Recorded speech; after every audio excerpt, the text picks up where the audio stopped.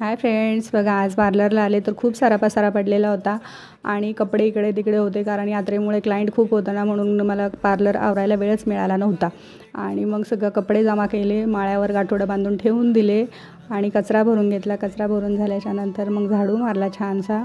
झाडू मारून झाल्याच्यानंतर माझा खूप दिवसाचा ब्लाऊज राहिला होता, तो ब्लाऊज कटिंग करून घेतला कारण क्लायंटचे ब्लाऊज शिवते मी आणि माझाच ब्लाऊज शिवायचा राहून जातो.